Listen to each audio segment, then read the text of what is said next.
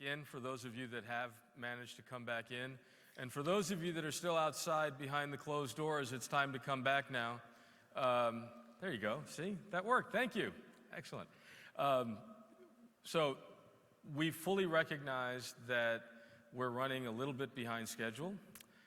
And more importantly, we recognize that we are now the last thing standing between all of you and the bar for happy hour. So we're going to be very mindful of that as we go through the last session for this afternoon, which is on neoplasia, which is near and dear to my heart. So my name is Paresh Shah. I'm a general surgeon and surgical oncologist at NYU in New York, and my colleague. And I'm Hashim El-Sarrag. I'm a gastroenterologist and a chair of medicine at Baylor College of Medicine. And the bar is just a faux bar. The real drinks are here. So you got to stick here to get your drinks. So that's great. Thank you. So we're going to jump right into it. One little editorial note. We're going to have 3 talks for this afternoon session because there was a little bit of redundancy and overlap. So we're going to jump straight ahead. For those of you that are following on the program, we're going to be beginning with what is listed there as the second session. And our first speaker is going to be Dr. Marcus Tan. Dr. Tan is an associate professor in the Division of Surgical Oncology and Endocrine Surgery at Vanderbilt. He went to medical school at University of New South Wales in Sydney and had further training in general surgery at WashU with Michael Awad, and then had a clinical fellowship in surgical oncology at Memorial Sloan Kettering in New York, after which he's gone to Vanderbilt here in Nashville. And his clinical interests and research interests are in upper abdominal tumors and soft tissue sarcoma. So it's my pleasure to welcome Dr. Tan to talk to us about GIST tumors. Welcome, Marcus. Thank you very much. Thank you very much, and it's a real pleasure to be here. And so my talk is about the contemporary management of gastrointestinal stromal tumors, and I'll confine my remarks to the workup and management of non-metastatic tumors. So most gastrointestinal stromal tumors, especially in the foregut, present as subepithelial masses, most commonly in the stomach.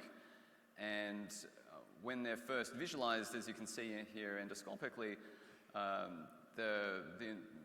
think it's very important to firstly keep in mind that there is still a small number of differential diagnoses that are relatively common. The foremost of these is obviously a GIST, but obviously the differential includes leiomyoma, leiomyosarcoma, schwannomas, and very occasionally desmoids.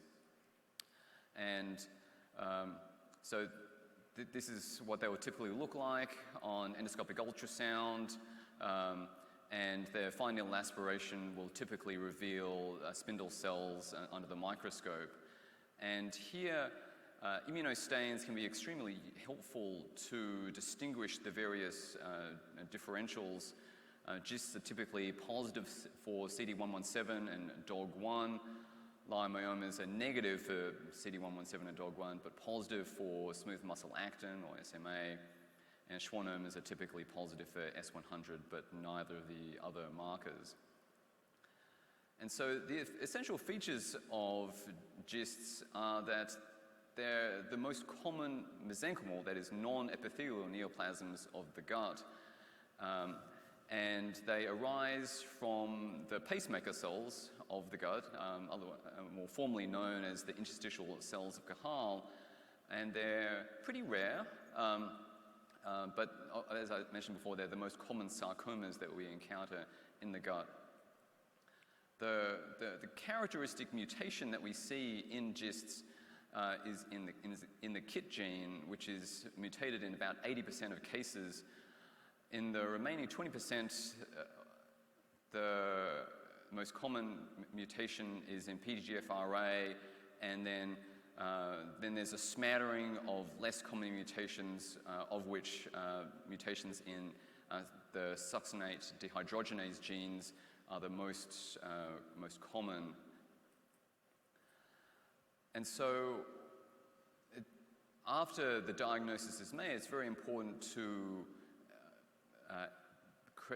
calculate as best as possible not only what the prognosis is, but try to risk stratify them in terms of the risk of recurrence. And the two main criteria that we use to estimate these things is firstly tumor size and then mitotic index. And these two criteria are subcategorized. For size, it's less than 5 to 10 centimeters, and greater than 10 centimeters. And then in terms of mitotic index, as you can see here, it's similarly 5, 10, and then greater. And then location also has a very important role to play in estimating prognosis with the GISTs that occur in the stomach being the most favorable. And so the standard treatment for non-metastatic GISTs is complete gross resection. And this is usually determined from cross-sectional imaging, typically a CT scan with contrast. There are a number of very important exceptions. Firstly, for gastric GISTs that are less than 2 centimeters and don't have any high-risk features, particularly on endoscopic ultrasound, like heterogeneity and suggestion of necrosis or poorly defined borders, then those small gastric GISTs can be observed.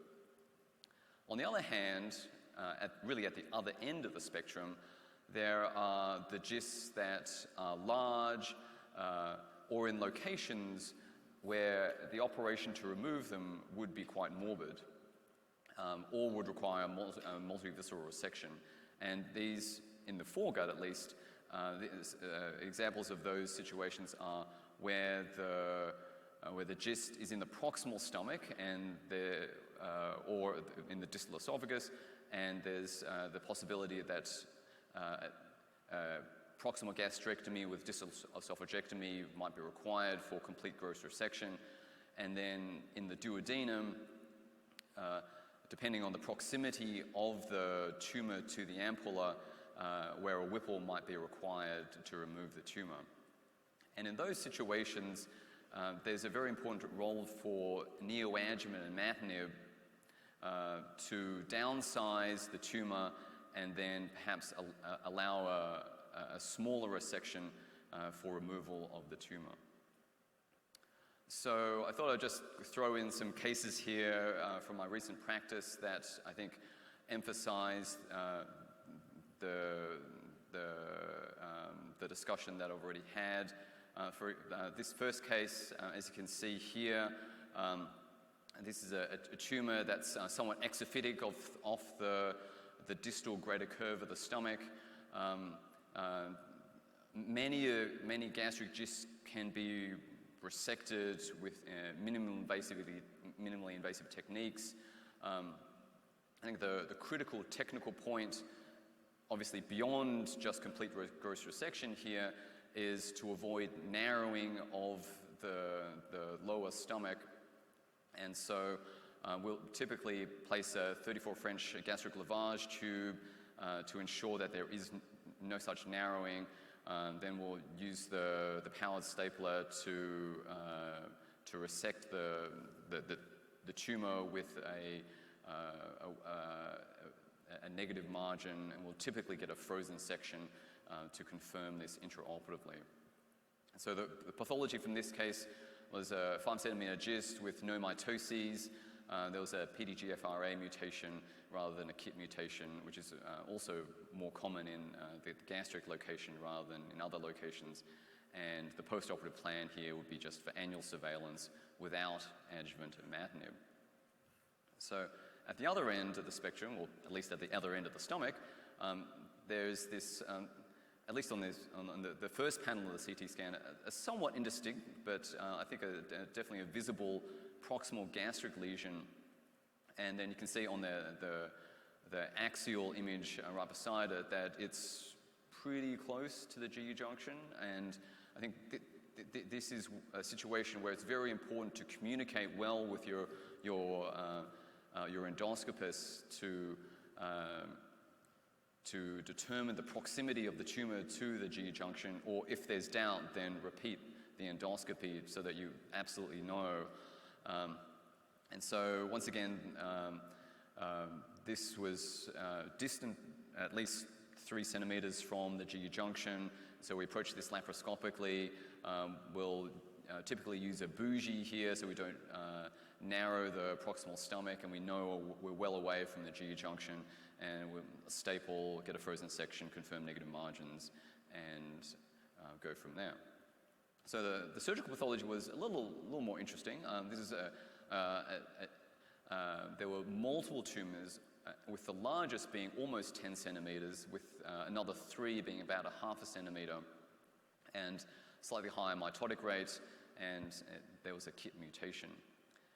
And so here at Vanderbilt, we have a fairly busy sarcoma program for both bone and soft tissue sarcomas, and so we discussed this patient, and even though for the largest tumor, even though it was smaller than 10 centimeters and and the mitotic rate was less than 5 per 50, we deemed this high enough risk for recurrence that the patient met with one of our sarcoma medical oncologists for a discussion of adjuvant imatinib, and the plan is to proceed with that for at least 3 years.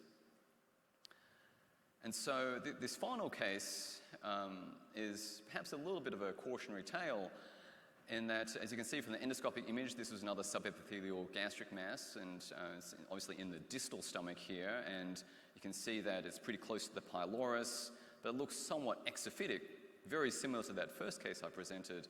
And you can see on the axial image that it's pretty close to the superior mesenteric artery, and it's also pretty close to the transverse colon. And so at exploration, this was densely adherent to those structures, and we converted to open, and we found that it was inseparable from these structures, and particularly with the SMA being densely adherent and underneath the tumor itself, we deemed it unresectable. And because the preoperative endoscopic biopsy has just showed spindle cells and had been unable to characterize it further, we obtained additional core biopsies and closed. And so the final surgical pathology here was actually of a desmoid. And I think the critical point about desmoids, as opposed to many sarcomas, is that the first-line therapy for desmoids, particularly in the abdomen, is not surgery, but systemic therapy, or indeed observation initially. So that's a very important practice change that's really come about over the last 3 to 5 years or so. And so post-operative considerations, I've mentioned before the role of adjuvant imatinib, and the role for giving this tyrosine kinase inhibitor has been defined in a number of randomized trials over the years. And the first of these showed the benefit of 1 year of adjuvant imatinib, and then this Kaplan-Meier curve is from the trial showing that the benefit of giving a total of 3 years of adjuvant imatinib for patients who have resected GIST at high risk of recurrence. And the criteria that were used for this trial were a tumor that was greater than 10 centimeters in size, or with a mitotic count of greater than 10 mitoses per high-powered field, or a tumor where the size is greater than 5 centimeters and the mitotic rate is greater than 5, or if there was a tumor rupture either preoperatively or intraoperatively. And as you can see here, there was a significant improvement in recurrence-free survival with the 3 years of imatinib versus just the 1. And there's a single-arm trial that evaluated 5 years of adjuvant imatinib, which has led to a 3 versus 5 year adjuvant imatinib randomized trial that's ongoing. So surveillance for resected GIST involves clinical review for symptoms and cross-sectional imaging. The NCCN guidelines are vague regarding the exact frequency, as it's vague for every cancer that's covered in the NCCN guidelines. But I think a reasonable metric here is about every 6 months for 3 years, then annually. In my practice, I kind of individualize that. For example, if it's a 3-centimeter GIST with 0 mitoses, then I'll probably just go to annual CT scans and not get scans every 6 months. I think that's given the extremely low risk of recurrence with some of these GISTs. I think it's over-servicing to get scans more than annually. And so resection of metastases, I think, is an important consideration, especially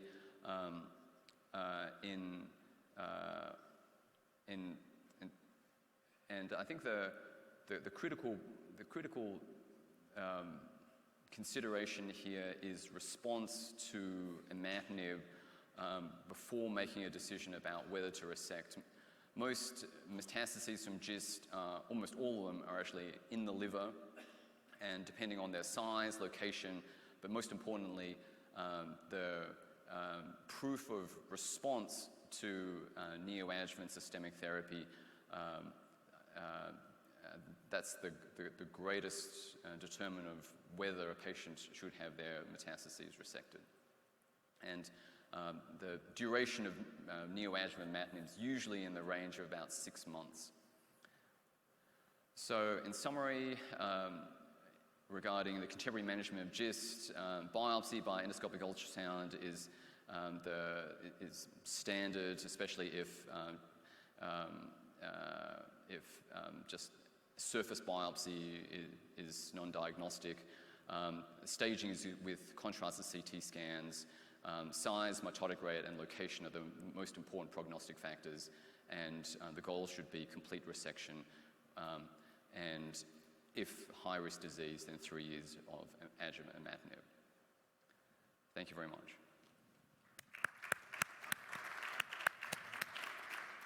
Welcome to have a seat, Marcus. Thank you very much for a concise and clear presentation. We really got the gist of it. The next speaker is Dr. Shailja Shah.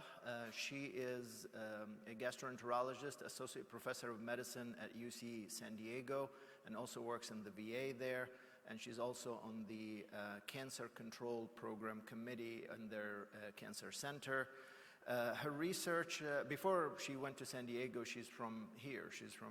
Was on the faculty at Vanderbilt. Her research is focused on gastric cancer, early detection and prevention, racial and ethnic disparities, as well as the effect of treatment of H. pylori and resistance. She has published several papers in this area, most notably 15 of which in gastroenterology, including the guidance on the management of gastric precancer and refractory HP. She is actively funded by the AGA and the VA and the AGA. So all of these expertise makes it apropos that she would give us the talk about updates in the management of gastrointestinal metaplasia. Dr. Shah.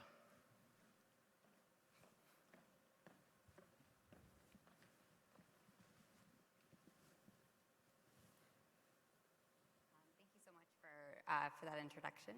It's a pleasure to be here and to be in person. This conference has been great and have really loved every aspect of it. So I have the honor of presenting updates in the diagnosis and management of gastric intestinal metaplasia. I have no disclosures that are relevant to this talk. And so this is just an outline of what I hope to cover today. Really the main focus will be on gastric intestinal metaplasia, which is a very large topic to cover in 15 minutes. But really I wanted to first start by setting the foundation with talking about gastric cancer epidemiology, risk factors, as well as pathogenesis, which will really set the context for our discussion about the management of gastric intestinal metaplasia. So gastric cancer is the 3rd leading cause of cancer mortality and 5th most common cancer worldwide. But as you can see in this map, there's wide variation in terms of global incidence, with areas of high incidence and low incidence. So the highest incidence areas really are Southeast Asia, Eastern Europe, Central Latin American countries, with the United States overall considered a low incidence country. But even though the United States is considered overall low incidence, this still translates to over 27,000 new cases of gastric cancer every year and over 11,000 deaths. And the majority of these are non-cardia gastric cancers, with only a minority located in the cardia. And as you can see, even though we really do consider gastric cancer to be rare, this still accounts for 10,000 more new cases compared to esophageal cancer, which is a cancer that we do screen for in select populations in the United States. And so with stomach cancer, the burden really is disproportionately on non-white populations and immigrant populations, as well as other certain groups in the United States. And to really quantify this burden, we conducted a population-based analysis based on contemporary SEER data, comparing gastric cancer incidence based on race and ethnicity and varying by anatomic location. And what's most striking is the much higher incidence of gastric cancer compared to non-Hispanic whites and essentially all non-white races and ethnicities. And this ranges anywhere from 2 up to 13-fold in certain groups, and specifically Korean Americans being the highest risk group. You can see also that there is race and ethnic variation in cardiac cancer, but again, the bulk of cancer really is non-cardia. And this disparity is also represented in the survival data, and disparity with respect to survival rates in the United States compared to other regions of the world where gastric cancer screening is routine, including Korea and Japan, which are universally high incidence countries. And so as we know, in the United States, the prognosis once gastric cancer is diagnosed is dismal, so about 31% at 5 years. And this really can be attributed to the late stage of diagnosis, which is when symptoms typically present. And this is also reflected in the very low prevalence of localized disease at the time of diagnosis, so 27%. An even smaller percentage, about 15%, is diagnosed at an early stage. An early stage is prior to submucosal invasion, which is when curative resection is possible. And this is in comparison to other countries that do have screening programs, where now 50 to 60% of the diagnosed gastric cancers are actually diagnosed in an early stage. And this has translated to overall improved survival, so 69% overall survival. And for those early gastric cancers, again, prior to submucosal invasion, the survival there is above 95%. And so if we pivot now to looking at the pathogenesis of gastric cancer, this will really put into context some of our surveillance and screening guidelines. And so there's 2 main types of gastric cancer, of non-cardiac gastric cancer, the intestinal type as well as the diffuse type. Intestinal is more common, but varies, again, based on different populations, but is the main focus of our talk here. And intestinal type gastric cancer develops as the stepwise progression from normal gastric epithelium to gastritis, atrophic gastritis, intestinal metaplasia, and in a small minority of people does have neoplastic transformation to dysplasia and intestinal type gastric cancer. And you'll hear me say that intestinal type progresses or risk of progression, but I should mention that intestinal metaplasia, there's still debate as to whether or not this is a true precursor lesion to intestinal type gastric cancer, or whether or not it's just a surrogate marker of an at-risk stomach. So that's still hotly debated in some circles, but for our purposes here, I'll refer to it as progression to gastric cancer. And so it's traditionally thought that intestinal metaplasia was somewhat the point of no return, but this is also, again, debated, and I'll show some data suggesting that. And so the main trigger for this cascade, which is referred to as the Correa cascade, is most commonly H. pylori, although there are other triggers that have been identified, including autoimmunity being one. And then the interaction of different risk factors, so microbial factors, environment factors, and certain host genetic factors that work together and interact to propagate this forward. And it's important to also recognize that once intestinal metaplasia has developed, that treatment of H. pylori doesn't necessarily prevent formation of gastric cancer, that even after H. pylori eradication, people can still progress to gastric cancer, and that again underscores the role of surveillance for early detection. So really a lot of effort should be placed into identifying what are these other risk factors for progression, because that could hold the answer to how to halt intestinal metaplasia progression.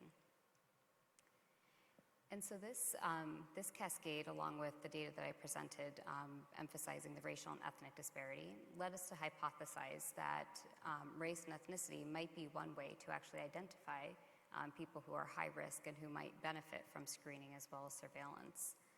So to test this hypothesis, we conducted a cost-effective analysis with the base case of a 50-year-old person of different racial and ethnic background who's presenting for routine colorectal cancer screening.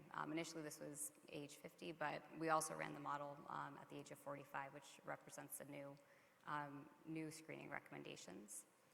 And they could fall into one of three strategies. So the reference category being no endoscopic screening for gastric cancer, which is the current standard of care, EGD with mapping biopsies, and then continued surveillance of intestinal metaplasia if diagnosed, or EGD with with mapping biopsies every 2 years, irrespective of whether or not there was a normal endoscopy with histologic confirmation. And so these individuals would then fall into the Markov model and would progress through different stages based on population prevalence data and probabilities of transition. So you can see here, represented mostly with the Correa cascade. So somebody could have normal mucosa, based on the probability, progress to atrophic gastritis, intestinal metaplasia, and so on. And so if somebody was diagnosed with intestinal metaplasia, then they could fall into surveillance. If they were diagnosed with early gastric cancer, they'd undergo surgical or endoscopic resection with continued surveillance based on that lesion. And so we found, based on this model, that EGD with biopsies and continued surveillance of intestinal metaplasia at the time of colonoscopy for colorectal cancer screening was cost-effective for all non-white groups, as you can see here. But this model, really, the cost-benefit actually was really strongly related to diagnosing a gastric cancer in the early stage, where endoscopic and surgical resection could actually be curative. So it wasn't really doing anything to the incidence. It really was that early diagnosis and the opportunity for curative resection. And we also ran sensitivity analyses within this cost model. And the model was very sensitive to the prevalence of gastric intestinal metaplasia, as well as the rate of progression of gastric intestinal metaplasia. So that now leads us into our discussion of gastric intestinal metaplasia. So gastric intestinal metaplasia is common in the United States. Based on a large national pathology database of nearly 900,000 people, was estimated to be about 5%. But this database had very limited demographic data and didn't actually provide any data as to whether or not the gastric intestinal metaplasia involved the antrum or involved the antrum and body, which is referred to as extensive metaplasia. But I will emphasize that the prevalence of intestinal metaplasia really does vary substantially based on certain risk factors. So it is significantly higher among certain racial and ethnic minorities and immigrant groups, even U.S. veterans, family history of gastric cancer, smokers, people who use alcohol, as well as patients with pernicious anemia and some other groups. And this is important to realize because the prevalence of intestinal metaplasia can be as high as 25 to 30% and potentially even higher in these subgroups. But when looked at overall for the United States, about 5% prevalence. And so why do we care about gastric intestinal metaplasia? It's common and it is a source of frustration for a lot of gastroenterologists and surgeons as well. But we do care about it because it is associated with an increased risk of non-cardiac gastric cancer. But that risk is relatively low, so estimated to be about 0.16% annual risk of progression every year. So of 100 people with intestinal metaplasia, about 1 will develop gastric cancer within 5 years. And to put this into context, this is pretty similar to the rates of progression of non-dysplastic Barrett's as well as adenoma.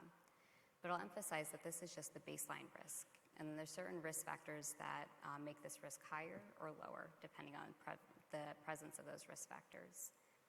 And so this is just a table of some risk factors that, based on a systematic review that accompanied the AGA guidelines.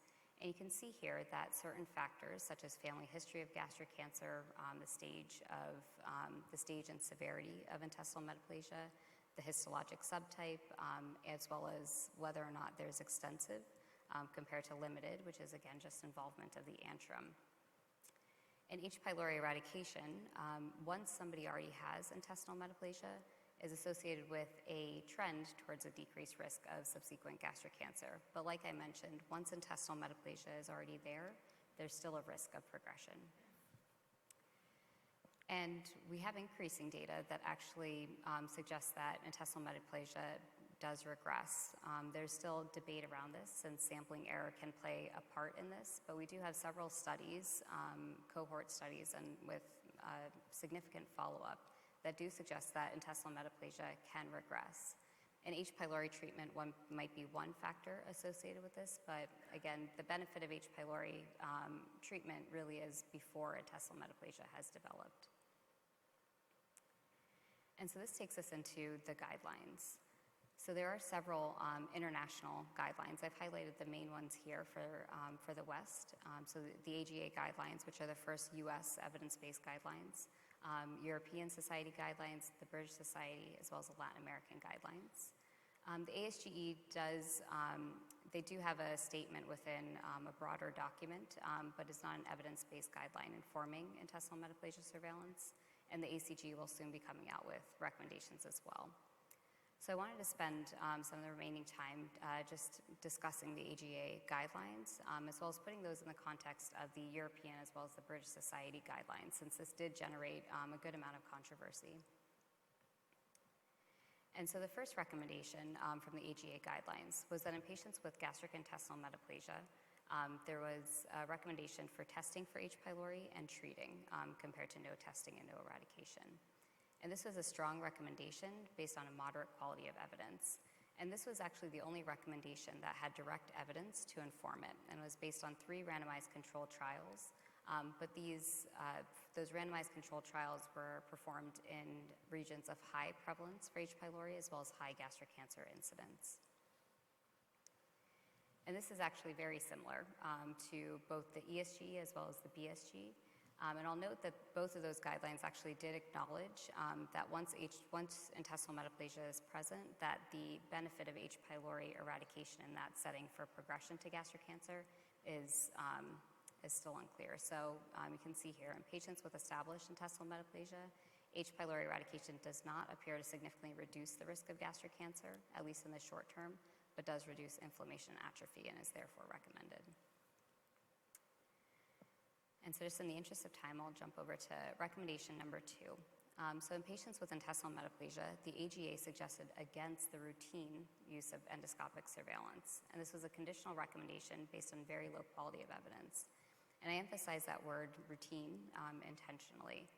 And so this did cause quite a bit of controversy.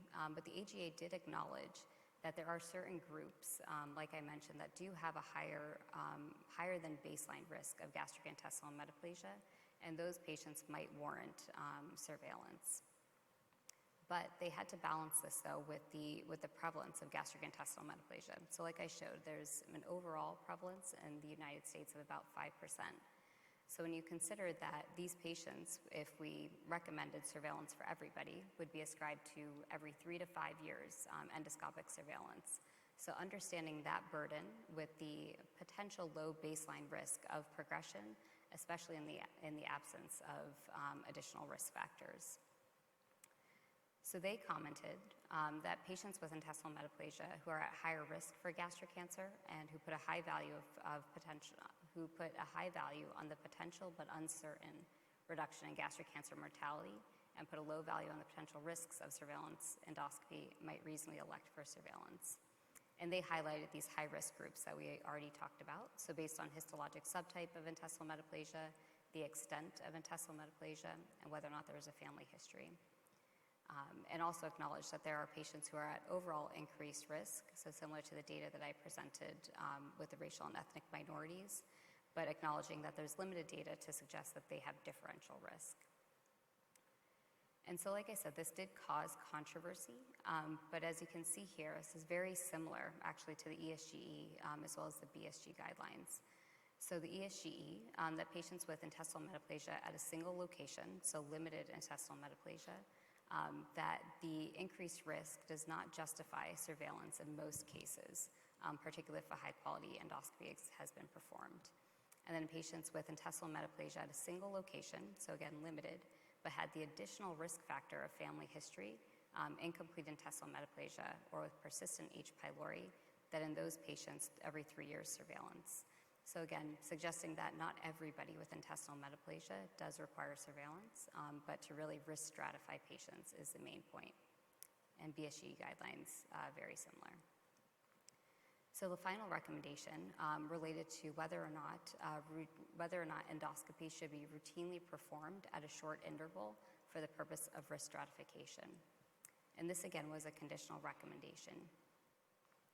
And so here, the AGA again made a qualifying statement that for most patients routinely should not be getting this repeat endoscopy, but those who have high-risk stigmata or concerns about the completeness of the baseline endoscopy or who are at overall increased risk of gastric cancer, that this may be considered. And so in everybody, we really should be performing high-quality upper endoscopies, again, in everybody. But we know that sometimes this doesn't happen, people are rushed. So for the purposes of risk stratification, that these groups may be considered for that. And this is, again, very similar to the ESGE, that if baseline data are incomplete or suboptimal in any way, that these patients may be offered a repeat short interval endoscopy. And so for the sake of time, I'll go through this a little bit quickly, but I'll highlight that the AGA recommendations did not comment on quality metrics in upper endoscopy. Some of the European guidelines do comment on it, but the two main goals of the endoscopic surveillance exam really should be identifying the aplasia as well as risk stratification. And these early gastric cancers can really be quite subtle and really only identifiable based on some mucosal surface changes or color changes. So careful inspection is really key. So this is just a checklist of certain quality metrics that can be performed to increase the detection of intestinal metaplasia. So at minimum, high-definition white light endoscopy is recommended, as well as additional image enhancement, including narrowband imaging, and I'll show you some data supporting that. Mucosal cleaning. In other countries, they do use proteolytics, but mucolytics, proteolytics can really help with visualization. Adequate time for mucosal inspection. And from a biopsy protocol standpoint, that the Sydney protocol, which is seen here, with 2 biopsies from the lesser and greater curvature of the antrum and body and the incisura, is a recommendation and has the highest yield for intestinal metaplasia.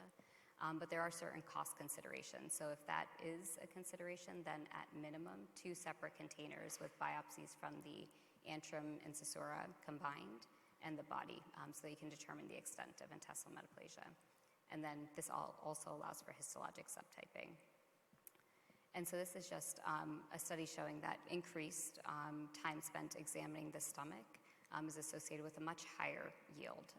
So 7 minutes was the optimal cutoff, but this study actually didn't specify how much time was spent in the stomach. And as you can see on the right-hand side, that this is actually quite analogous to ADR and adenoma detection rate in colonoscopy with withdrawal times. And so this was a prospective study, which is just supporting the use of narrowband imaging in terms of yield. So mapping plus NBI detects 100% of patients, and this was a prospective study using a high-risk cohort, as you can see by the racial and ethnic breakdown. And I'll end with just some pictures here of intestinal metaplasia, typical endoscopic features. The first 4 are the same images, but one with the center panel is narrowband imaging. You can see the typical appearance with gastric intestinal metaplasia is a white nodular appearance. On magnifying NBI, which is right below that, You can see some white opaque substance, as well as light blue crest sign, which is a characteristic feature. And in the US, we don't have access to magnifying endoscopy, but near focus, which is on the newer Olympus scopes, you can see here the light blue crest sign very nicely identified, which has a high predictive value. And so I'll end with take-home points. So marked geographic and racial and ethnic variation in gastric cancer incidence globally. In the United States, while it's still an overall low incidence country, really does have identifiable high-risk groups. Non-cardiac gastric cancer develops as a stepwise progression of pre-malignant changes, with H. pylori as the most common trigger, and when detected, it should be eradicated. Intestinal metaplasia is associated with a 0.16% annual risk of incident gastric cancer, but like we've shown, that there are certain high-risk groups that exceed that baseline risk and should be considered for endoscopic surveillance.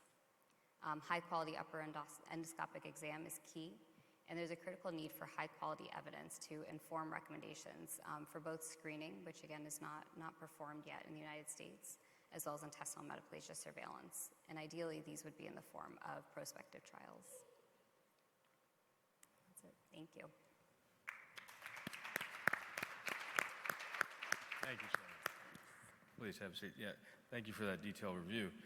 Our next speaker, Dr. Daniela Molina, it's my pleasure to welcome her up. She's a graduate of the University of Padua, trained in Italy and then trained again here in the United States, completed her general surgery training at Rochester and then a research fellowship at UCSF, a cardiothoracic fellowship at MSK in New York and Weill Cornell, and then joined the faculty at Sloan Kettering in 2015, where she serves as the director of the esophageal program within the thoracic surgery division.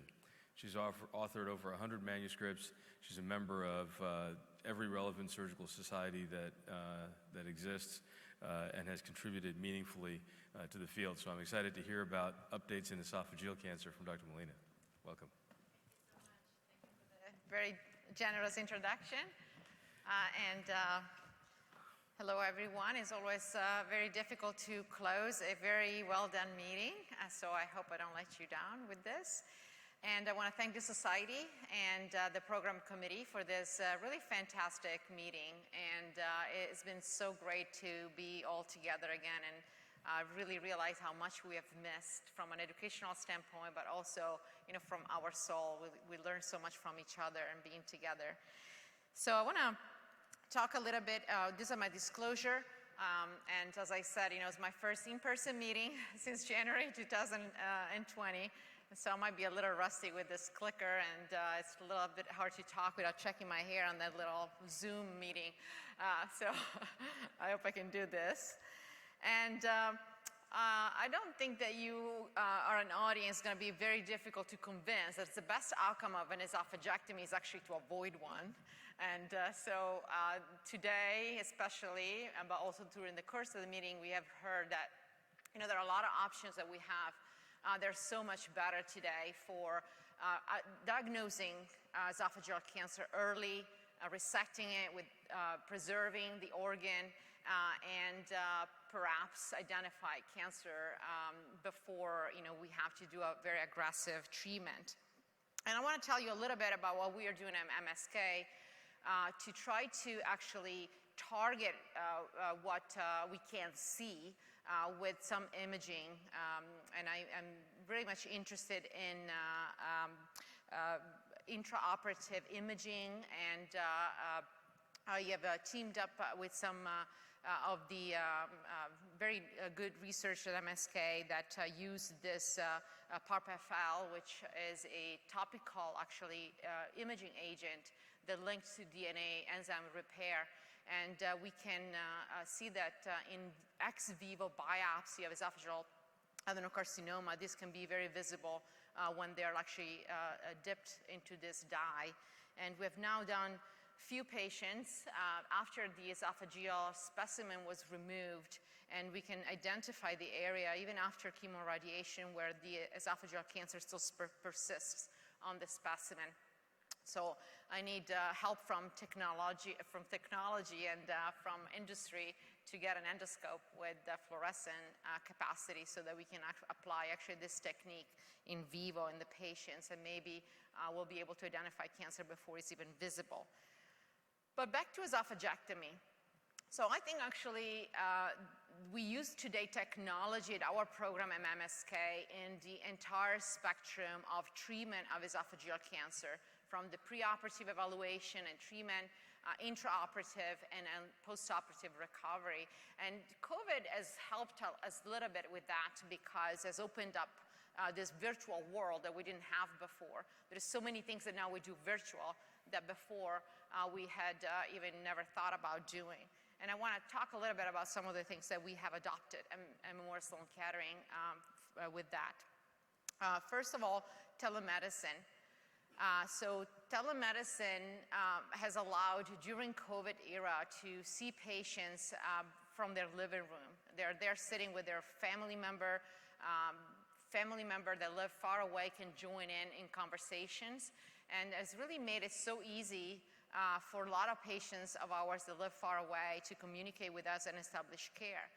And I remember when, COVID started and we were talking about this telemedicine, everybody was so afraid, especially, can we assess patients before an esophagectomy on a TV screen? Are we going to have the same outcomes of operating these patients without meeting them in person and assessing them?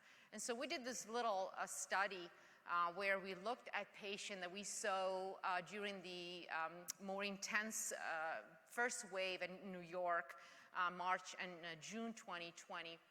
And we compare the outcome of patients, all thoracic cases, not just esophagectomy, that we had seen only with a telemedicine means, and compared to the same period of time the year prior and patients that we had seen in person. And actually, 45% of these patients were seen via telemedicine only. And we looked at our outcomes and really did not notice that there was any difference in complication rate to those patients that were seen in telemedicine and those that were seen in person. So I think there is a future here and a lot more that we can learn. Moreover, we did a survey. So we asked patients what they thought about this new way of establishing care and meeting their physicians. And as you can see here, 60% of them actually prefer to continue their telemedicine visits after COVID ended, which was never going to happen, but if COVID will end it. The other things that we use is the use of Zoom classes for prehabilitation.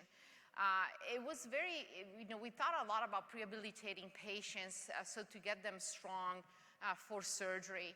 And often, in New York City, it's very difficult to have patients to come in. As you don't know if you ever travel in New York, but just to go across town, sometime it can take 3 hours. So patient was very, very resistant in participating in any prehabilitation programs.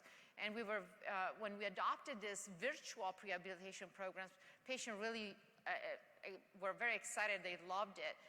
Not only because they could, exercise from their home, but also because they could meet people that had the same issue, the same problem, and talk to each other. And it's not the same when they hear from a doctor what's going to be after an esophagectomy when they hear it from a patient that went through it or is going through the same treatment as they did. And we started the program. We enroll so far many more patients, and a couple of hundred of patients, and they're all very, very happy with the program. So hopefully, this can be implemented even more in the future in many other centers. Now, technology, I think that one of the most important way that technology has helped us surgeons is the minimally invasive introduction. With esophagectomy, mostly is either minimally invasive surgery or robotic surgery. And you have heard this morning, earlier today, how the adoption of minimally invasive technique really helped us surgeons and gastroenterologists to do operations that are less traumatic, they are easier for the patient, less painful. People can recover faster and go back to their daily activity with a fewer complication, and perhaps help us surgeon to see better what we are doing. So in terms of esophagectomy, I think that there is no doubt that the comparison between MIE and open esophagectomy have shown in randomized control trial that the outcomes are improved with the minimal invasive approach. The risk of complication postoperatively, especially respiratory complication, but also short-term quality of life is improved with minimal invasive approach. And the long-term outcome of this trial then showed that the overall quality from an oncological standpoint was not inferior when you use a minimal invasive approach. And similar results with the RAMI, with the robot trial that has shown that robotic surgery is superior to open surgery in terms of complication, yet the surgical oncological outcomes are not inferior in the long term. There are only 2 randomized controlled trials, but there are tons of retrospective data on this. They are collected here in this meta-analysis that you can see, again, confirming decreased mortality, decreased morbidity should become standard of care in the hands, of course, of skilled surgeons that can do it. But we use also technology not only to perform the operation, but also perhaps to improve the operation. And for who's a surgeon here that do esophagectomy, we all probably agree that when you do an esophagectomy without having an anastomotic leak, half of the game, or maybe 80% of the game is it's done, because when the patient don't leak, most of the time do well. And it's the anastomotic leak or decreased healing that can lead to a series of other complications. Most of the issue with leaks is related to the fact that we use the stomach to reconstruct. And not only that, but also we use the part of the stomach that is the less perfused, because to move this organ that you see in this picture up into the chest, we have to disconnect from all those shorter vascular branches that keeps it into the location in the abdomen. And so, we cut all of these vessels, and then we only keep basically one and a half vessel, and we put the anastomosis in the most ischemic area. So we do use fluorescent imaging. As I was saying, I'm a very strong proponent on intraoperative guidance. Why can we not use technology to help us do a better job? And you can see here the stomach has been tubularized, has been brought up into the chest. We're ready to do the anastomosis.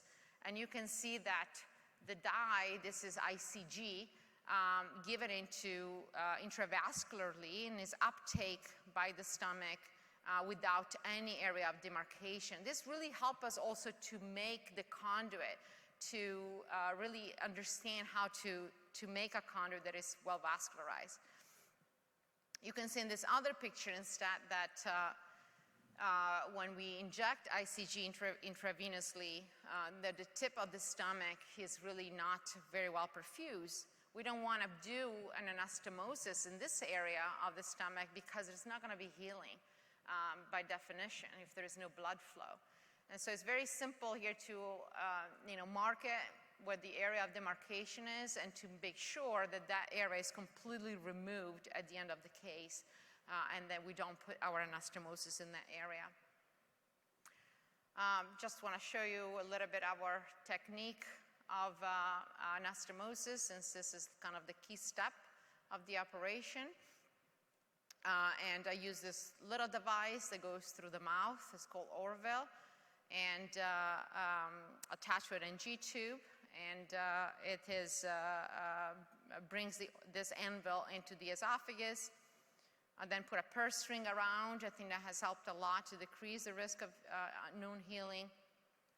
And then you can see in the other video below that we connect the EEA device with this Orville in an area that is really well perfused of the stomach.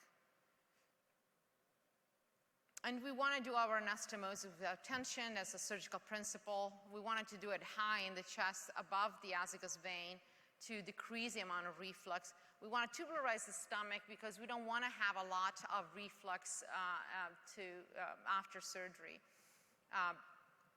And here we put some stitches in the area of staple crossing each other to avoid issues with known healing. And then basically we cut the tip off.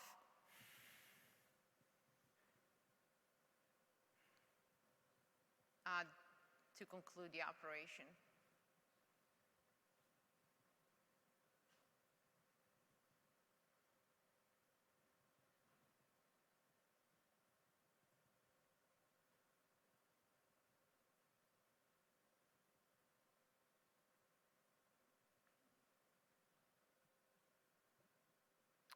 So I'm going to move on. So what else can we do during the operation to improve the outcome of surgery? Well, the most important outcome for our patient is basically to live and not have a recurrence. And I think there is very good data today to show that this disease is not necessarily systemic, a diagnosis as we thought maybe in the past. And if we do a really good job with removing lymph nodes, would hopefully decrease the risk of recurrence. And this was shown in the old days with the data on non-treated esophagectomy and esophageal cancer. And it's been a little bit harder to show with the treated patient because the rate of nodal metastasis after treatment is a lot lower. But we just published this, our series on over 778 patients treated with three-modality surgery. And we clearly showed that removing more lymph nodes does not always help with staging, but also help with survival, especially in patients that have a lower number of lymph nodes that are involved. Now, we looked also at specific stations of nodal disease, and are they all the same? And we wanted to really identify if there are stations that are more important than others. This is our recent work on that, looking at metastasis of lymph nodes, numbers of overall metastasis, but also location. And what we have shown is that, of course, the number of stations, the increased number of stations led to worse prognosis, but also there are specific stations that might have worse prognosis than others. So there's a lot for us to still understand in terms of nodal drainage. And I hope that in the future we can tailor our lymphadenectomy and the way they identifying lymph node disease. For now, we just are using a dye that is, again, a fluorescent dye just to look at the overall drainage of lymph nodes and lymphatic drainage. We have shown that there are some specific pattern of lymphatic drainage at the time of esophagectomy. We have now opened a trial over 2 years ago, enrolled more than 50 patients prospectively to look if actually a sentinel node exists in these patients. So stay tuned, and maybe I'll come back here and present on that data in the future. But really, the even better idea in the future is to identify dyes that links to cancer, and so that we don't have to put the patient through an extensive lymphadenectomy, but we can actually target those stations that are involved with cancer or sentinel nodes if we can identify that the sentinel node actually exists in this disease. Then postoperatively, a few words about postoperative care. If you have taken care of a patient after an esophagectomy, you know that it takes a village to send one of these patients home. It's not just what you do in the operating room. And so I think that it is very important that you establish a postoperative program. We have now a pretty well established ERAS program where we have standardized care of all these patients and a lot of ancillary support from nursing, nurse practitioners, respiratory therapist, physical therapist, and really is a village that is involved in the care. One of the most important part of that care, in my opinion, is nutrition. These patients are often malnourished. When they are diagnosed, they go through a very aggressive treatment, often make them even more malnourished. And it's very, very important that after surgery, you stress the importance of recovering those nutritional values so that this patient can actually heal.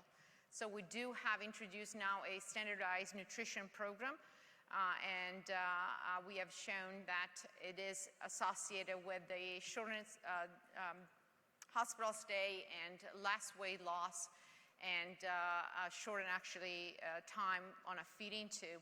Our dietitians are involved right away when patients first seen, even before treatment, and they follow along the patient throughout the entire spectrum of treatment of patients. And then lastly, how do we follow these patients once they go home? And I think that really the use of technology is the future for that. We have the patients in-house where we watch them every second of the day, and then all of a sudden, they just go home and they're on their own. And this is often very, very scary to patients. They go home and they really don't know what to do. Often they come back to the urgent care because, of things that can be handled as an outpatient. So now we have this post-operative recovery tracker, which is an app the patient have in their hands at home. They can answer a questionnaire every day, which prompts some alerts. You can see here some yellow alerts, some red alerts. Yellow alerts are usually how patient nurse will call patients without any urgency. The red alerts instead prompt a call pretty quickly with our outpatient nurse in our offices. This has been really well taken by patients and actually has decreased our visits to urgent care about 5% since we have established it.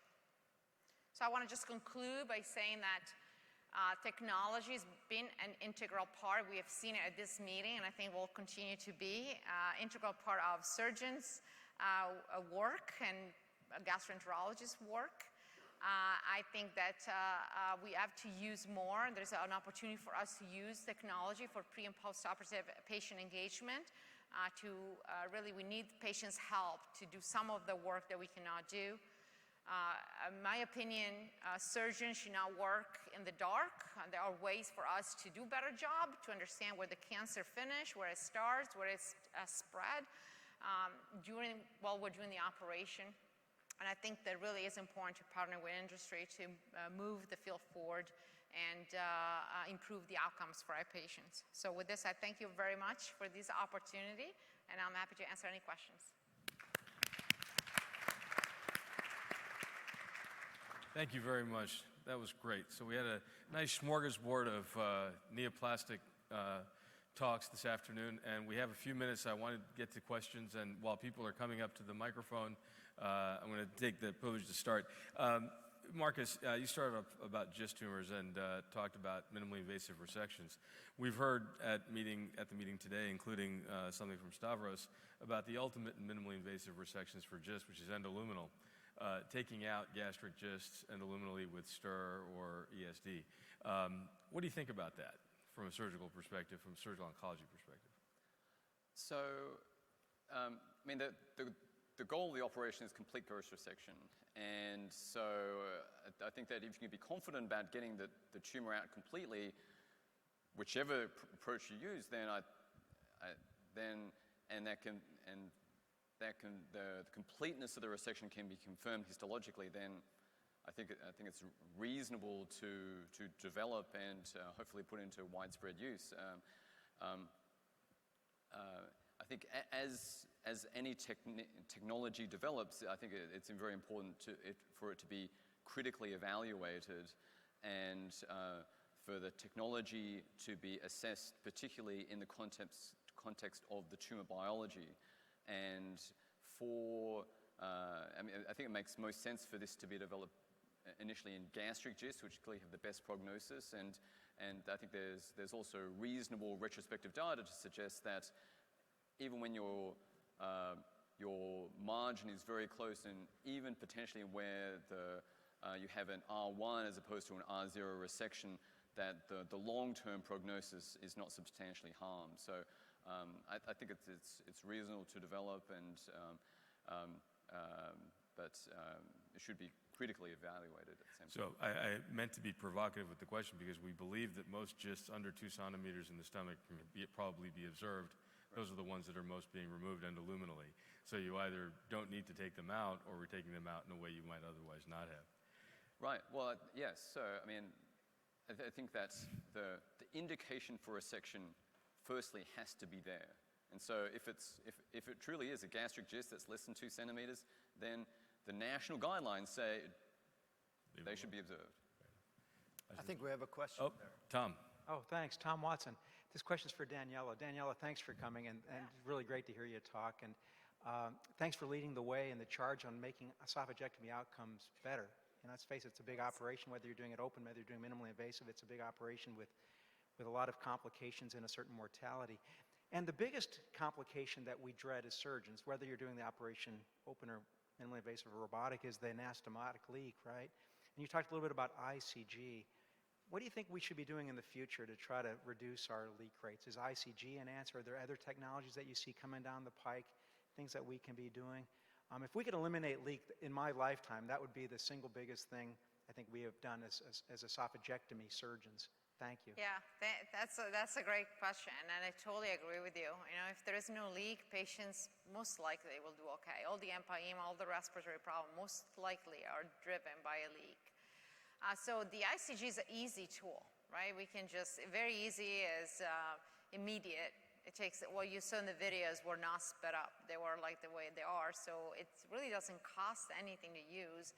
And it helped me also to do a better job with the conduit, because when you make the conduit, when you cut, you know, the gastropapillary, there are opportunities there to preserve perfusion, especially as you move along the lesser curvature.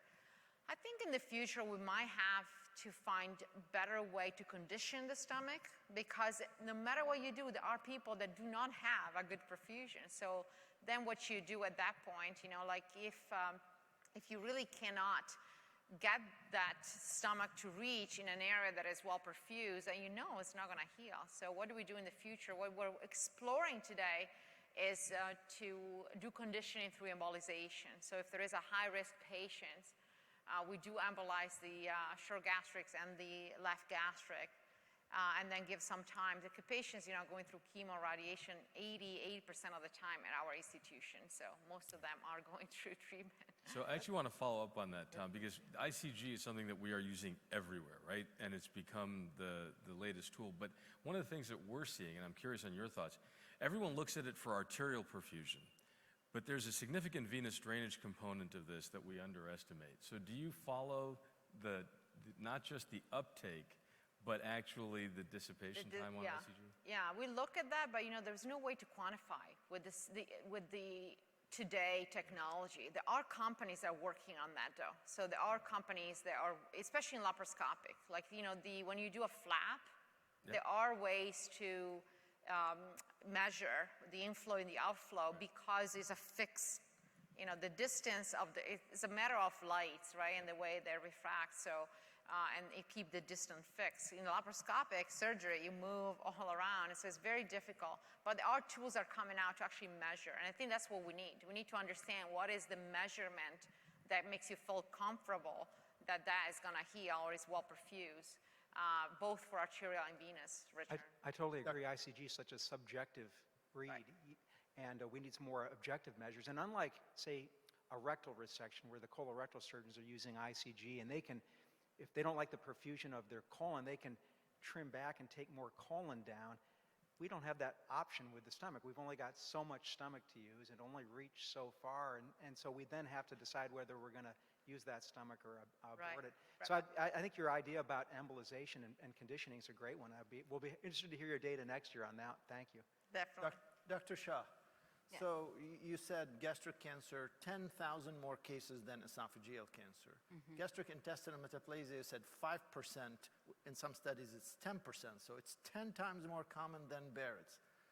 So why are they putting us in the last spot before they leave to the airport I instead know. of just talking? My sentiments, exactly. So where is the disconnect? Yes, and thank you for that question. I think it really has been such an overlooked condition, and even just based on going through like the technical review and actually looking at the literature, that there really is such a disproportionate amount of information on Barrett's, the progression of Barrett's, and therapeutics for Barrett's, diagnostics for therapeutics, in comparison to that, there's very, very little on intestinal metaplasia, and especially for U.S. specific populations, that a lot of the data we're actually borrowing from other countries, and so it's definitely a disservice, and hopefully a call to attention to really increase the research in that area. Yeah, it's remarkable that after that guidance, that shockingly dearth of information, there've been like a flurry of studies reporting on what all of us thought we knew, but there were no data that minorities have a higher prevalence of gastrointestinal metaplasia. Apparently there are no studies, it's just Exactly. we think about it all the time. So I'm going to give you a more concrete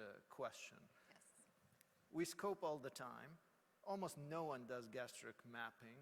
You always end up with this Ditzel that has gastrointestinal metaplasia. So as someone is scoping, what instructions or guidance you would give them to do gastric mapping before they start scoping? So what risk factors or things that they should keep in mind? Right, yeah, and it's a great question. Because the thing is, we have been trained even just to do random gastric biopsies, that you just put everything into one jar, and that really is, even from a research perspective, that we're not getting a whole lay of the land of, and I demonstrated that in that pathology database, that they couldn't even discriminate if it was limited versus extensive. So my personal feeling is that really at minimum we should be at least separating antrum and caesura from body, so we can at least get that data. In everyone. And until ideally we would incorporate a very good endoscopic visualization exam, because especially with near focus and even just with high definition white light endoscopy and MBI tools that we already have, that we can accurately diagnose intestinal metaplasia, or at least have a high suspicion based on the visual examination. And we know that from countries outside the United States, especially looking to our East Asian colleagues, they don't even biopsy because they can so accurately diagnose atrophic gastritis, intestinal metaplasia, dysplasia, and even the depth of cancer invasion just by taking a look. So I think that's where we need to move towards, is really focusing on even just our training programs and training fellows as well to look into that. Thank you. John? Maybe, like Dr. Shaw to comment, it's really just an observation. It's a Los Angeles observation, and I want to get your comments or thoughts on if this is going to be a national trend. So in Los Angeles, and we published on this a couple of times, the majority of what we see there is diffuse type cancer. Poorly differentiated signet ring cell type. It's well over 75% of the cases that we see. The other part of this story that doesn't seem to get a lot of media attention is majority of these patients are young. They're under the age of 50. It's not unusual for us to get a patient that's in their 30s or even late 20s with gastric cancer. And as you know, it's an evil cancer when it's signet ring cell diffuse type. And all these patients die. It doesn't matter whether you give them chemo, you give them surgery, you give them both, you catch it early, you catch it late. But it's unusual for us in Los Angeles to see a moderately differentiated, well-differentiated intestinal type cancer anymore. And these are non-CDH1 patients. So have you seen that elsewhere in the world, in the country? Or is it just an LA thing because the LA people are weird? And now that I'm in San Diego, I actually have been seeing this a lot more. And it really is, you're absolutely right in your observation that we are seeing this disconcerting increase in the diffuse type gastric cancer, which is why I took the easy way out and just focused on intestinal type. And there are associations with H. pylori and diffuse type, but all those studies really do come from high prevalence countries where H. pylori is endemic. So whether or not, there actually is a causal association. So we don't think that at least the ones that we're seeing in the United States are H. pylori related, whether or not there's environmental factors or some gene that polygenic that we just haven't defined. But you're absolutely right that these are mostly CDH1 negative. So is an area of research that is needed, but it's quite scary because yes, I've had several like 35-year-old, 40-year-old women presenting with advanced stage diffuse type cancer with signet rings. And those are very subtle lesions, even like on endoscopy, so it's not something you can even screen for necessarily. So adding to that, you know, gastric cancer doesn't get a whole lot of attention because it has been a declining cancer for 6 or 7 decades.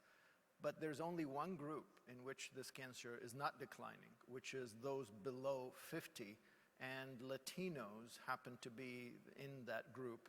And yes, your observations are at the county hospital in Houston, Texas, the Ben Taub, where that is the only type of gastric cancer that we see. It's younger people with, as you mentioned, those characteristics. So it is a real thing, and I bet you anything, most county hospitals around the nation see something like that. It's not just county, though. I mean, John, you're absolutely right. We have the same problem on the East Coast that you're seeing in LA. In New York City, and I'm sure you guys are seeing the same thing at MSK, but at NYU, you're exactly right. 75% of the new gastric cancers that I see are diffuse type, signet cell, not intestinal type. I'd be really happy to get more of those, but we don't. And that shift has been there for a while. That's not new. That's not in the last 2 or 3 years. It's been like that for the last decade or more. Well, it has. You know, the bigger problem is, you know, because the patients are young, nobody really takes it as a warning sign if they have any symptoms at all. So, you know, they generally don't present until they're widely metastatic or can't eat. So it's a big problem. And some studies show that in these last 10 years, it's up, you know, 80, 100%. So it is an area that is increasing. Thank you. Hi there, Dan Sang from Portland, Oregon. Wonderful talk by everybody. My question is for Dr. Tan. You addressed some of the NCCN guidelines, but my question revolves more around the use of neoadjuvant imatinib therapy for larger tumors, the ones you mentioned that are higher risk. In your slide, it's still a little bit unclear whether 3 months or 6 months of preoperative imatinib is appropriate. Do you have any recommendations that you work with your colleagues on in terms of determining how long to give it for? The other question, my second corollary, is that I've found that some patients who get treated with imatinib tend to bleed, especially the larger tumors. What's your recommendation for therapy for those patients? Yeah, so great questions. I think that there are a couple of principles to mention when it comes to use of neoadjuvant imatinib for downsizing of these larger high-risk tumors. And first of all, it's important to know their mutation status, so know where they've got a mutation kit, because that obviously determines responsiveness to imatinib, and if at all possible, in addition, knowing which exon in KIT is mutated, because if there's an exon 9 mutation, then they're going to have a lower chance of response to neoadjuvant imatinib. And then the second part is being able to assess response, have an early assessment of response to imatinib. And so if it's a borderline tumor and you could resect it up front, but it still would be large, and say it's an exon 9 mutation and you're not sure whether it's going to respond, then I would get a pre-imatinib PET, and then you can check an FDG PET like within like a week, sometimes within days, and if it's responding, then you should see that tumor go cold on that FDG PET, and if urgency of response assessment is less of an issue, then you can get a CT scan 1 to 2 months after starting imatinib to assess, to ensure that there actually is a response. Then in terms of how long you treat with neoadjuvant imatinib, there are a number of retrospective studies which have looked at that question, and so I think that there's no absolute fixed duration, because it obviously has to depend on the extent of the operation, how much downsizing you think you need to do less of an operation, And then obviously how well the patient is tolerating the operation. And then duration of imatinib plays into it because eventually all these patients develop additional mutations which make the tumor resistant to imatinib. A good rule of thumb is that it's somewhere around 6 months you're going to see the maximum shrinkage. And so I'd tend to give, most of the time I'm giving more than 3 months, closer to 6 months. Thank you very much, everybody. I think we're ending the session, getting ready for the awards. Don't go away. Yep. The award session is coming right up. And thank you for Thank you for our speakers Wonderful very talks. much. Thank you. It's lovely to see you, absolutely. All right, everybody. Well, the moment you have all been waiting for, our inaugural awards ceremony. While we are getting prepared, I'm going to ask all of our presenters and awardees to head to the AV area if you have not already, please. We are here to celebrate, and to celebrate many things. While we have all gone through some challenges this past year, some professional, some personal, we are here to celebrate coming together as a society, coming together as friends, coming together for our in-person meeting. And what an in-person meeting it has been, hasn't it?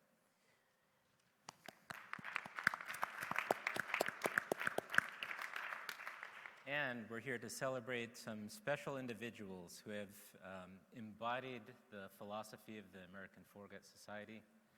And we'll have our inaugural award ceremony to recognize them. So with that in mind, we will go ahead and proceed. Before that, we have some announcements, also very important, about our exhibit hall bingo winners. So these are the folks who got all the bingo things ticked off. All right. Congratulations. And thank you for your commitment, to all of you, for visiting our exhibits. These individuals, Kate and the team will follow up with you with your awards, and we look forward to seeing you next year. So with that in mind, I would like to welcome Dr. Lee Swanstrom, who will present our first award. Thank you, Mike. Yeah, it's a pleasure. Amy Canto and I have abstracts for presentations this year. So it was the first time we've done that, and it was much to our surprise. We had a wonderful turnout of abstracts. Really appreciate everybody that had their teams present that, and I hope you enjoyed the presentations over the last 2 days as well. So as you know, we're picking an award for the best oral presentation at the meeting. We had all the panel, all the faculty vote on this, and I'm very happy to announce that Jocelyn Burke did a wonderful job of presenting that. As you know, she's from Colorado, presented a great talk of outcome among magnetic sphincter augmentation and fundoplication from the Roars Registry. So, congratulations, Jocelyn.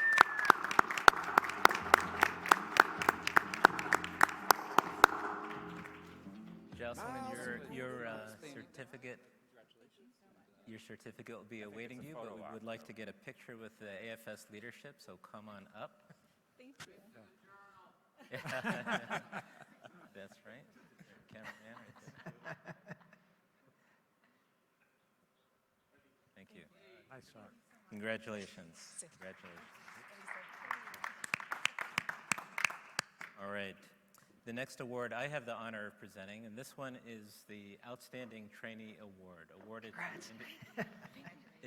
to the resident or fellow who is considered by their faculty and peers to demonstrate qualities as an outstanding clinician and educator. This year's award recipient has been very active in the society at a very early stage in his career. He has contributed chapters to the textbook. Dr. Ninh Nguyen, if you are still here, he has completed his assignment on time. And I might volunteer him for an extra chapter if you have ones that you still, he might regret me saying that, but no, he is one of the most diligent, hardworking individuals I know. And he's also from Washington University in St. Louis. This year's award winner is Dr. Brad Kushner. Welcome up to the stage, Brad. Brad is finished his lab years. He's a PGY3 clinical resident at WashU in St. Louis, hopefully going into minimally invasive surgery and hopefully foregut surgery. Congratulations, Brad. And we'll have you come on up with the leadership. Brad, congratulations. Nice job. You want me to do him and her and you two? Well, of course, I'll let you start. Okay.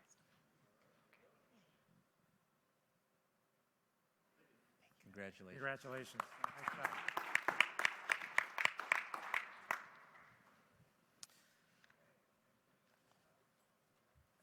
All right, our next award is our Early Career Award. For this, Dr. Prakash Gayawali from Washington University in St. Louis will be presenting. Welcome, Prakash. Thank you, Mike, and I'm delighted to be presenting this Early Career Award for an early career clinical scientist demonstrating excellence in scientific inquiry, including basic science, clinical, translational, device development, or education research. And this year's awardee is Josh Sloan from the University of Minnesota. Josh trained initially at Einstein, did his residency there, his fellowship under Phil Katz's mentorship, and then did a year of neurogastroenterology and motility fellowship at Hopkins. He stayed on at Hopkins and ran their dysphagia clinic for a year or two before moving on to the University of Minnesota, where he's making great strides in developing an esophageal center. And his reach is extended beyond the University of Minnesota. He's actually compiled a very nice multi-center experience on ESOFLIP for dilation in achalasia, one of the first papers of its kind published in GIE. He's also very active in the American Foregut Society. He's an active member of our Education and Training Committee. And if you want to see some results of his action, come to the motility course tomorrow, because that was organized by Josh Sloan and Rita Yadlapati tomorrow morning, the advanced course. So unfortunately, Josh is not here to accept the award because of travel restrictions.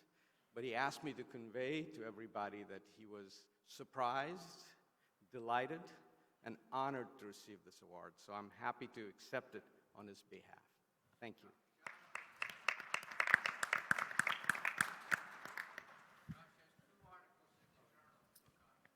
All right. Two articles in the journal is said by Josh. So excellent. Excellent. So Phil just tells me that he has 2 articles in the Foregut Journal, so we'll add that to his accolades. Thank you. Thank you. Well done. For our next award, I'd like to welcome our president, Dr. Corliss, to the podium to present the International Clinician Award. It's my pleasure to present this year's International Clinician Award to our GI keynote international speaker, Dr. Paul Moietti, who I had the pleasure of introducing the other day, and I'm not going to repeat those statistics on him. Leave it to say that Paul is an avid proponent of evidence-based medicine, as was clearly evident when he educated all of us about the relationship between H. pylori and global warming. He also discussed PPI adverse events. We owe him a special thanks for making this trip in the face of the COVID-19 obstacle course, which was rather formidable. I think Paul has a couple comments that he'd like to make as well. Paul?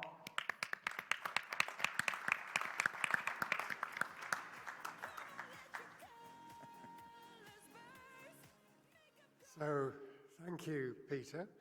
I am really honored to receive this award. And it's been such a fantastic meeting. I really enjoyed it.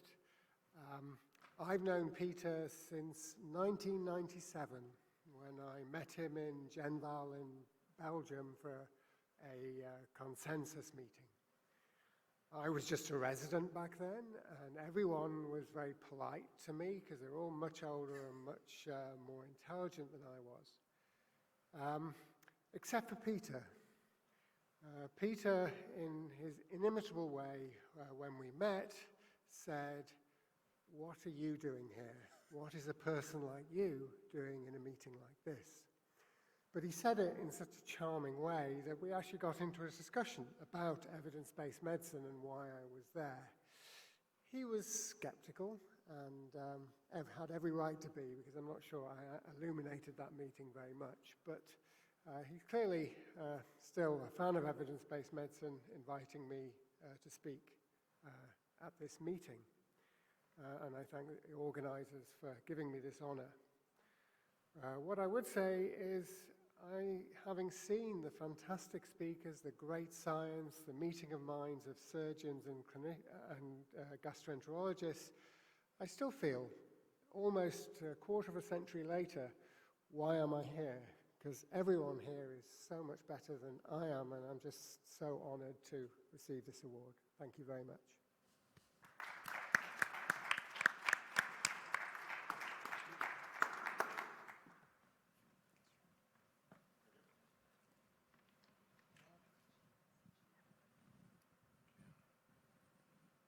You'll get the file. Thank you. Congratulations. Congratulations. Yeah. And we also want to just acknowledge again the other recipient of the other International Clinician Award, Dr. Lundell, was also presented with his award earlier and will receive his plaque in the mail. Now for our next award, I'd like to welcome back Dr. Lee Swanstrom to the stage. Dr. Swanstrom will present the Excellence in Innovation Award. So it's a great pleasure to introduce this reward, which we just made up. and that was due to an outstanding presentation that really brought it to our attention that we needed to give this award. It wasn't really a choice we had, because, and that may give you a little bit of a hint who it's going to go to, because I think many of you heard the talk. This is for innovative and substantial solutions to achieve meaningful, measurable outcomes to improve the lives of others and create systemic large-scale change, i.e. disruption. And it's my pleasure to introduce the winner of this, who's a good friend and a fellow disruptive physician, if you will. And the winner is Bob Gans. Many of you heard his talk today about electroporation of Barrett's esophagus as a new way. Bob's a incredibly inventive guy. He's been that way all the time. He's a lifetime Midwesterner. Is at University of Minnesota, Abbott Northwestern for a long, long time. He's been involved in every medical device disruption that I've ever encountered, and has always the most unceasingly questioning mind, and never can be better than that. So it's really a fitting reward. Can we show the next slide? And just to show you kind of what the small world of medical device is, here's an old picture. Tom DeMeester is in the audience, and you'll recognize many from the Foregut Society in this picture of all. And this is the rollout, the first introduction of the Lynx device. And you'll see the lone gastroenterologist back in the back, peering over the shoulders of the surgeons, looking at this. So it's a great pleasure to give this award to Bob Gans. Thank you. Dr. Gans. I think he's not here. He had to leave, so I think we have a video clip. Yes, we have a video recorded that will play. I'd like to thank the American Foregut Society for honoring me with the Excellence in Innovation Award this year. It's quite an honor. I really appreciate it. I do want to thank a few people before accepting the award. One person I'd like to thank is Peter Karillis, who about 30 years ago got me interested in the esophagus and took me down the path of esophagology. So Peter, I want to really thank you for starting my career off. It was just great. I don't know if you remember, but you were a young professor just starting out, and I was a young fellow just starting out, and I was kind of like an unformed stem cell, and you kind of differentiated me into the field of esophagus. So I want to thank you for that. It's been a great career. I'd also like to thank Tom DeMeester, who also has been very influential for me. Tom is just an eternal optimist. And everything I know about the esophagus, I learned from Peter and Tom. So Peter and Tom, thank you very much. With regard to the award, I really appreciate it. I think everybody has to have a personal motto in life, and my personal motto has always been to be interested in everything. So I try to be interested in everything. I keep an open mind. I think it's really important for an innovator to keep an open mind. You have to be open to all possibilities. So that's sort of what I've tried to do. And I think it's really the strength of the AFS is that it brings surgeons and gastroenterologists together, because in GI, we kind of live in our own little world of GI and gastroenterology and GI journals, and there's just a whole nother universe out there that we don't get exposed to. So mixing with surgeons here really is an eye-opening experience, opens up a lot of possibilities for us and a lot of different avenues of pursuit. I think the AFS should continue to mine outside resources, maybe bring in pathologists, histopathologists, cell pathologists into the society meeting and just open it up so we can get exposed to different avenues. Anyways, thank you again for the award. Thank you, Peter. Thank you, Tom. Thank you, society. And have a great rest of the meeting. Thank you. Bye-bye.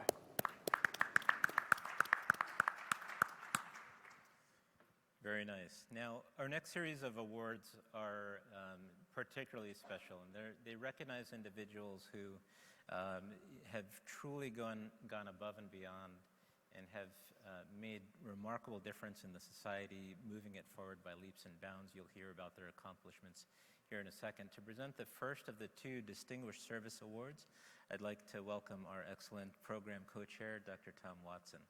Thank you, Mike, and it's my distinct privilege and pleasure to get to present this first of the two Distinguished Service Awards, one going to a surgeon and one going to a gastroenterologist. And this year's surgeon awardee is Dr. Brian Louie. Now, Brian couldn't be here today, but I'd like to say a few words on his behalf. I've had the pleasure of knowing Brian for approximately 20 years. We're both mentees of Dr. Tom DeMeester, and we have that USC connection.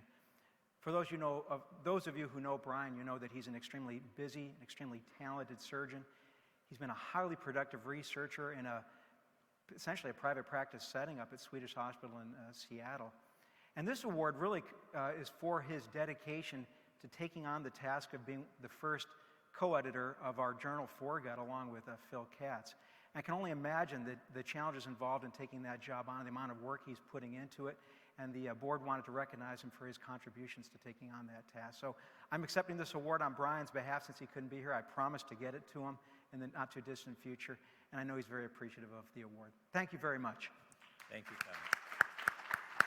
And this is the beautiful award for him, and we will send that to him. For the second Distinguished Service Award, I'd like to welcome our president, Dr. Peter Karillas. Well, fittingly, the second award goes to Phil Katz, the other co-editor-in-chief of Foregut. Phil is a longtime friend and colleague, now a professor of medicine at Weill Cornell, where he is the director of the Motility Laboratory in the Division of Gastroenterology. I have to say that Phil accepted the task of founding Foregut with unbounded enthusiasm and fortitude. He not only established a completely unrealistic timeline for achieving this, but he achieved it. And that was in the face of almost insurmountable hurdles. So we can't thank you enough, Phil, and we gratefully present you with the AFS Distinguished Service Award. Thank you.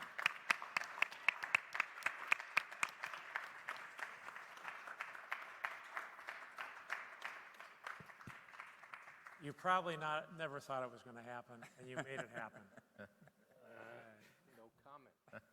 Thanks to Brian. Congratulations. Thank you. Okay. Yeah. Yeah.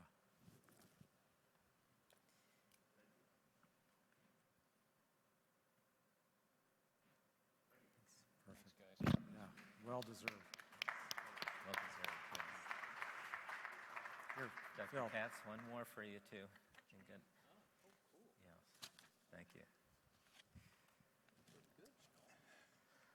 All right, and our final formal award for the evening is the most prestigious award offered by the American Foregut Society. And it will come as no surprise, the recipient of this award for our inaugural Lifetime Achievement Award. For that award, I'd like to welcome Dr. John Lipham, our immediate past president, to introduce this special individual. Welcome. All right, well, I have never known for my brevity, so bear with me. I'm humbled to present this Lifetime Achievement Award to someone that truly needs no introduction. Now, many times, most of us use that phrase because either we don't know much about the person we're introducing, or we were just too lazy to kind of look at their bio. But I think in this case, it's absolutely true. If you don't know who Tom DeMeester is and don't know about his contribution to Foregut, I would go out on a limb and say you're probably in the wrong meeting. You may be looking for that Cub Cadet meeting of tractors next door. And I could spend literally an hour trying to list all his contributions to Foregut, from the development of 24-hour pH testing to advances in esophageal manometry and understanding the characteristics of the lower esophageal sphincter, from Barrett's to the progression of esophageal cancer. I can tell you his CV is longer than a phone book. For the young people in the audience, a phone book is this book of paper that they used to publish phone numbers in. I kid you not. In fact, much of what we discussed here today traces back to Tom DeMeester. He's also one of the first, in my opinion, that recognized the need for special training in Foregut. He saw Foregut as the specialty that it is, and actually is one of the first people to set up Foregut fellowships dating back to the 1980s, well before the Fellowship Council recognized it. He also saw the importance of the GI and surgery collaboration. He, along with Don Castell, set up the Hawaii course, which date back 37 some odd years now. Now, at times, it would have a little bit different flavor than what we're having here, but nevertheless, I think it was that first step towards collaboration and what ultimately would become the American Foregut Society. I think lastly, and I think to me, his biggest contribution in the area of Foregut is in his mentorship. He has literally mentored hundreds, if not thousands, of not only surgeons, but GIs across the globe. He had a way of infusing this passion for Foregut into people. And I can tell you, I am an example of that. Here is a little known fact. I was hell-bent on being a trauma surgeon. In fact, I went to USC to do my residency because I ultimately wanted to be part of their trauma program. Dr. DeMeester took me under his wing. He tried to woo me with his little magical pixie dust about Foregut. I refused up until 3 months before the end of my chief year, 3 months before I was supposed to start my trauma fellowship, when I heartedly believed that I got a bolus of that infusion from him somehow, changed my mind, canceled my trauma fellowship, and suddenly became a Foregut guy. So, with all that being said, and literally probably, again, thousands of pages of manuscripts and publications and presentations which we could discuss, I want to turn over the podium to him. It's truly my great honor to introduce Dr. Tom DeMeester for the first AFS Lifetime Achievement Award.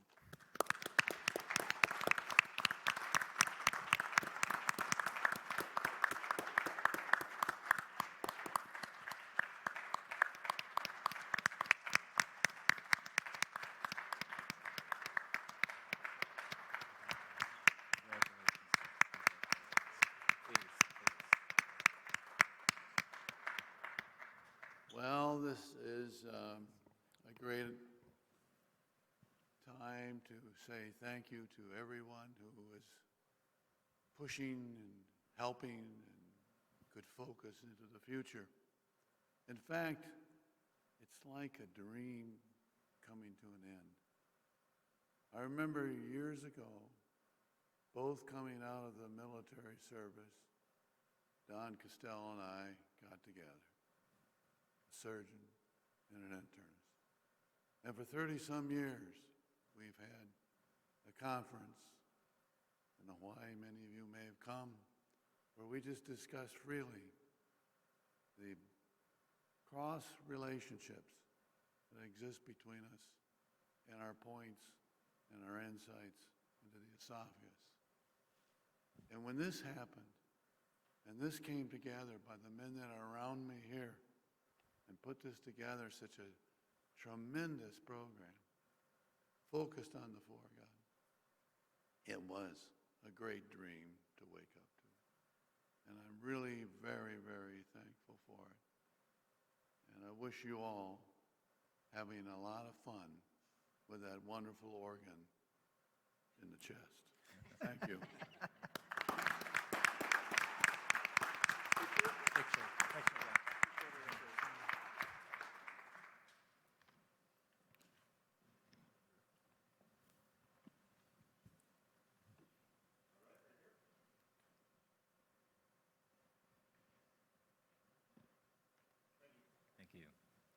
Congratulations again, Dr. Meester.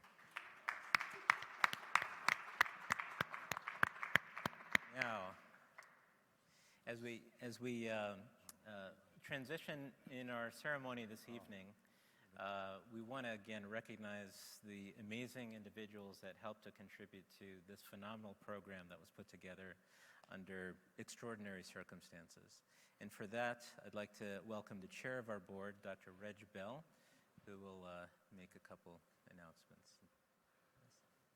Well, I can't tell you how much I appreciate, and we appreciate the work that Felice and Tom have done. You know, it's amazing. I've known Felice for a while and then became involved with putting together the meeting, the very first meeting, and she was not only tireless, but also had great ideas about how to arrange the meeting and how to make it interesting and so forth, and that has carried through to this meeting. And it's just been, I think, a tremendous gift to know her. And Tom I've known also for some time, and last year he got involved in doing some parts of the meeting, and he was just so excited about it. I thought he would be great for this year, and he has just exceeded, I think, expectations. So the two of them, I think, are responsible for putting together this meeting, which has been at times iffy in terms of whether it was going to happen here live or virtually or hybrid or whatever, and they've flowed with that, and they've cajoled faculty to come or cajoled them to record when they couldn't come. And I think we owe a tremendous debt of thanks to them for everything that they've done to bring this meeting together. Thanks. Thank you.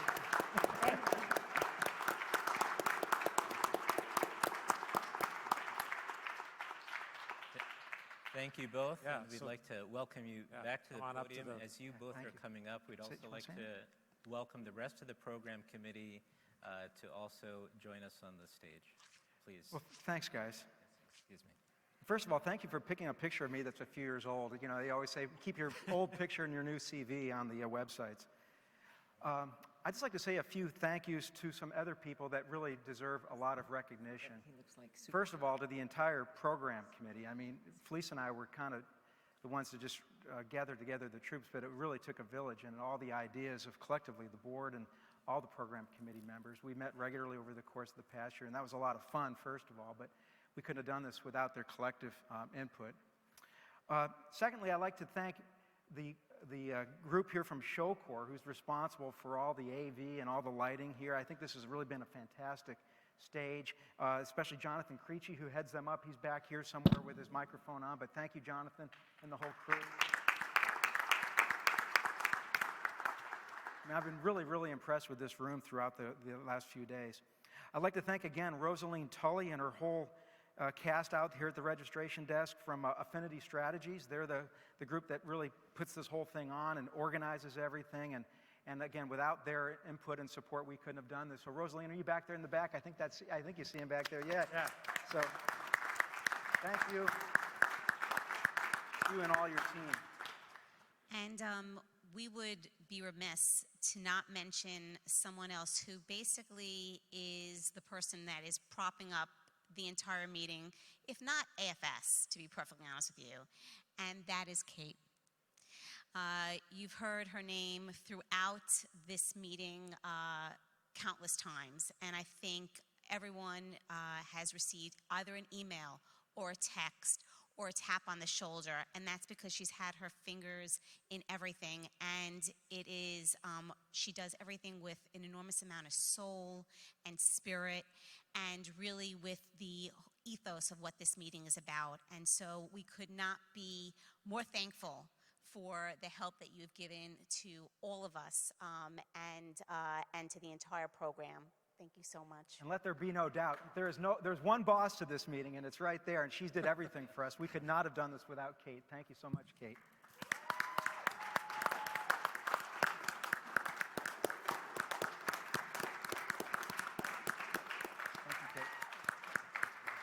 And we've got a gift on behalf of the board for Kate, and thank you so much for all your work. Again, you did everything for us. And the gift, and just to make a call out, Dan Lister helped us with this gift, and it's because we know after this meeting, you will absolutely need this. So it is the Wine of the Month Club, yes. So you don't just need wine now. We didn't think that was enough. We felt you needed it every month between now and the next meeting. So that is our gift to you. Thank you so much. We'd like to welcome Kate front and center with the rest of the program committee for a group picture, please.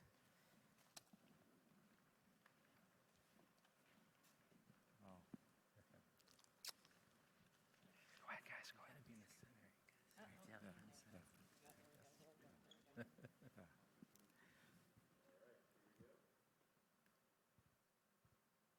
Thank you. Awesome. Thank you. Congratulations. Congratulations. Okay. Yeah. Well, thank you all for your attendance. The meeting is officially over, except for saying, fill out your CME, and the bar is open. Okay. Oh, wait. Yeah, you can go. I'm not going to stand between you and the bar. Go ahead.